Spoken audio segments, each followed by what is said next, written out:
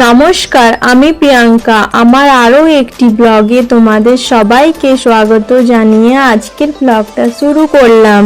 কেমন আছেন বন্ধুরা? আশা করছি ভালো আছেন, আর আমরাও বেশ ভালো আছি। আর এখন বাজে সকাল 7টা। আপনাদেরকে সঙ্গে নিয়ে ব্লগটা শুরু করলাম। এখন বাজে প্রায় সকাল 8টা। আজকে কি হয়েছে, আজকে আমার ঘুমটা বেশ তাড়াতাড়ি ভেঙে গেছে। আর এদিকে দেখছি মেয়ে খুব সুন্দর ঘুমাচ্ছে।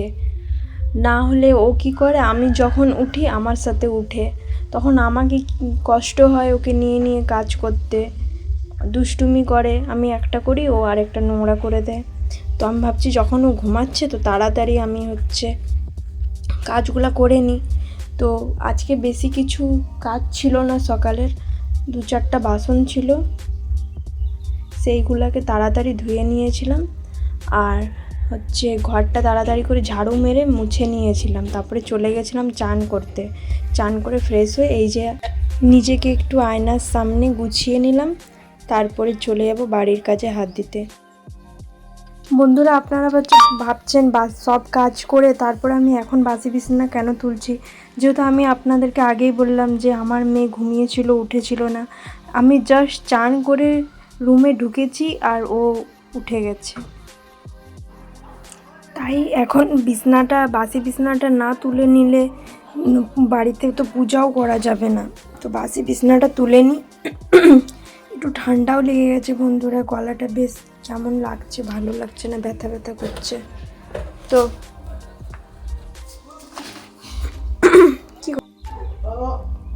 আমি এদিকে বিছনা গুছাচ্ছি আর ও দেখো কি করছে।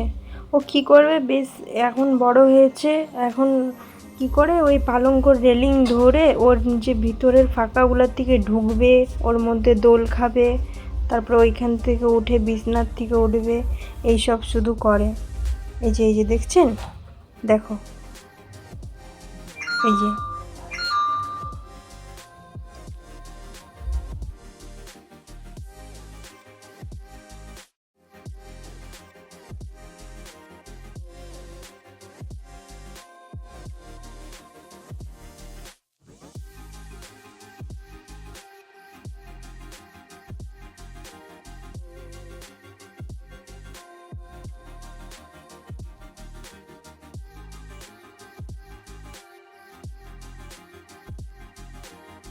বিছনাটা তুলে নিয়ে আরেকবার হাত পা ধুয়ে তারপরে ঠাকুর পূজাটাও করে নিলাম। সকাল সকাল চানটা হয়ে গেলে পূজাটা করে নিলে তারপরে যে কাজগুলো করলে বেশ একটা টেনশন থাকে না। সকালে সব থেকে মেন হচ্ছে বাসি কাজ শেষ করে চানটা করে নিয়ে পূজাটা করা।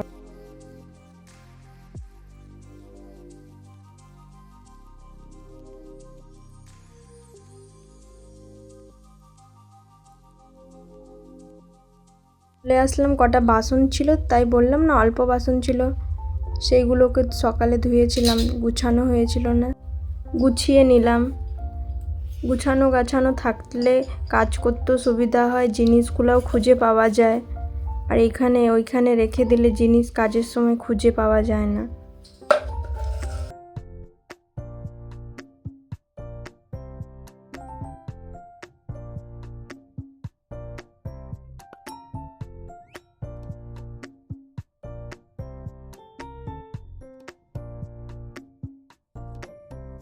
মেয়েরও বাসি কাপড়টা চেঞ্জ করে নিলাম। আর ওকে এবার ব্রাশ করিয়ে দেব। ওকে বাইরে যদি আমি ব্রাশ করাবো না, ও কী করবে, এদিকে ওইদিকে ছুটবে শুধু। ব্রাশ করা তো ঠিকভাবে পারবো না। আর ও এখন কোনো জিনিসটা না নিজের থেকে শুধু করতে চায়। ওকে যে আমি করে দেবো ও একদম করতে দেবে না। এই যে দেখছেন কত জিদ, কত কষ্টে ব্রাশ করাতে হচ্ছে।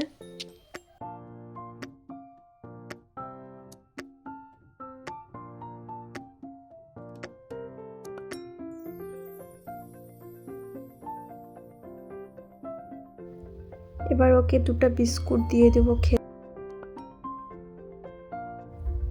চলে আসলাম এবার সকালের টিফিনটা বানাতে।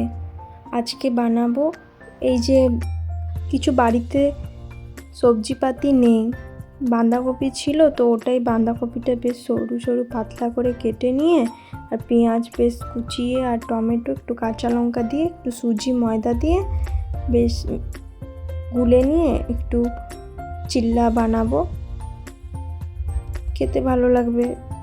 আর ডেলি ডেলি রুটি তরকারি তো খেতে ভালো লাগে না, একটু সকালে টিফিনটা চেঞ্জ করে করে খেলে ভালো লাগে।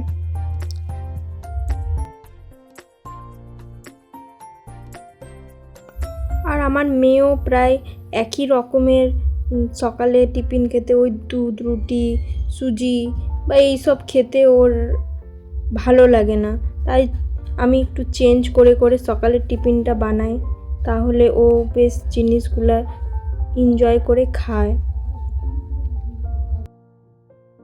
চিল্লাটাকে আমি ঢাকা দিয়ে এই কারণে বানাচ্ছি, কেন কি আমি বাঁধাকপিটাকে সেদ্ধ করি না, আর সেদ্ধ করার না ফলে হতে পারে যে আজকালের বাঁধাকপি তো একটুখানি কচকচে ভাব থাকে, আর মেয়েও খাবে, তাই একটুখানি ঢাকা দিয়ে নিচ্ছি যে বেশ ভাপে ভাপে একটু সেদ্ধ হয়ে যাবে।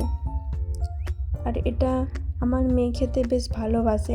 এটার ভিতরে যদি আরও গাজর তারপর নানা রকমের একটু সবজি দিয়ে যদি করা হতো না, এটার টেস্ট আরও ভালো লাগতো আর খুব পুষ্টিকরও হতো। সবজি নেই, তাই যা ছিল তাই দিয়েই আমি করে নিলাম।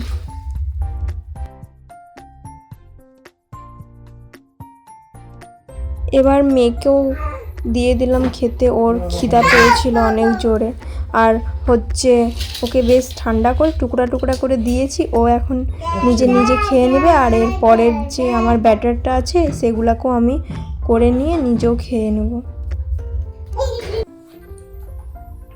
এরপরে আমি কি করেছিলাম, ক্যামেরাটাকে আমি ওর কাছে রেখে দিয়ে চলে গেছিলাম।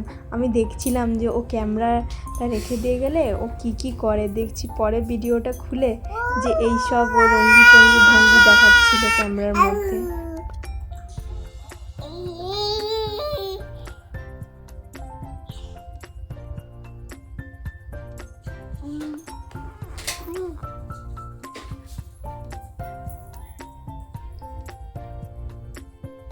আজকে দুপুরে রান্না করব না, যেহেতু আপনাদের সাথে দুপুরে রান্নার ভিডিও শেয়ার করব না, কেন কি আজকে গ্রহণ লাগবে, তাই আমি আলু সিদ্ধ ভাত করে নেব, আমি আর মেয়ে ঘি দিয়ে খেয়ে নেব সেটাকে। আর হচ্ছে যা করব হচ্ছে গ্রহণ ছাড়ার পরে রাত্রেই করব। আজকের ব্লগটি কেমন লাগলো কমেন্টে জানাতে ভুলবেন না। এই রকম আরও সুন্দর সুন্দর ভিডিও দেখতে চাইলে চ্যানেলটিকে সাবস্ক্রাইব করে দিবেন। ভিডিওটি শেষ পর্যন্ত দেখার জন্য আপনাদের অনেক ধন্যবাদ।